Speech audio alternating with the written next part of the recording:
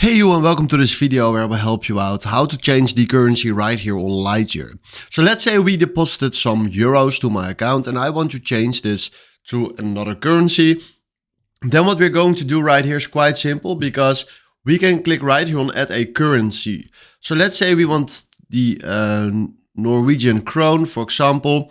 Then we can select right here convert from another currency, and then we can fill in right here how much money we want to change. So let's say we are having 1k euros standing on our account.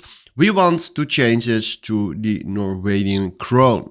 So then we can click right here on preview conversion. Then we do confirm and then we change that. But right now I don't have that money. I am very poor. I have 0 euros standing on my account.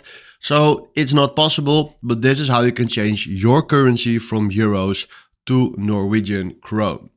So hopefully this was exactly the video I was looking for. Thanks for watching and have a wonderful day.